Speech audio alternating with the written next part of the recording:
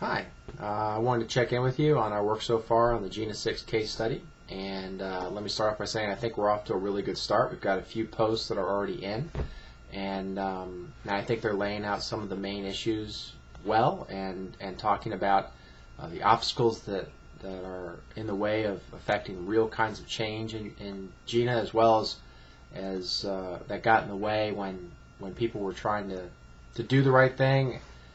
In some cases, maybe some people weren't trying as hard to do the right thing. As we move forward, I'm looking forward to seeing the rest of your responses leading up to class Wednesday night. But that second part of the discussion board where you're weighing back in after reading everybody's responses, I really want you to focus on those last questions I asked you that had to do with what would you do differently and what were some of the main obstacles.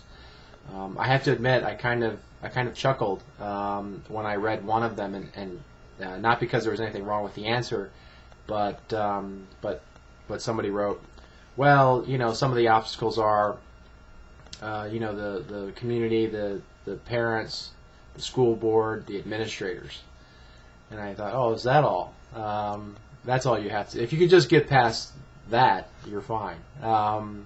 It's true. All those are that's a right answer. All those are obstacles. But when you're coming back at it tonight and Wednesday night and going into Thursday morning, I'd like you to think about what were some of the examples that people raised that you thought were really good to latch onto and run with about how to do things differently and some of the ideas about overcoming those obstacles. And I want you to think about this in a couple of different ways. Don't just focus on it strictly from an administrative perspective, but also really dive into the interpersonal elements of this.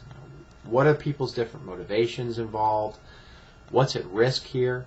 Try to put yourself in the situation as much as possible. It's very easy, as we talked about before in class, to sit back and to very cerebrally walk through a case study and think about it in the safety of our homes or our classroom. But I want you to try to imagine yourself in their position with their experiences and their pressures and their barriers and what that means for them to try to affect real change. And what are some of the best opportunities for them to do something differently, and what do they need to do, and who do they need to recruit to help them to get that done. That's the challenge as you move into the second part of this assignment. But like I said, good job so far.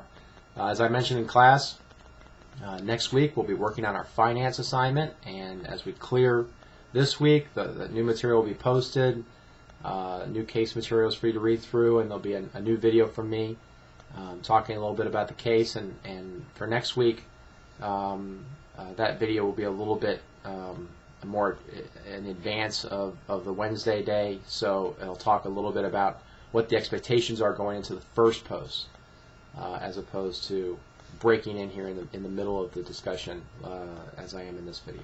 So looking forward to seeing you online, and as always, if you have any questions, don't be afraid to shoot me an email or post on the discussion board.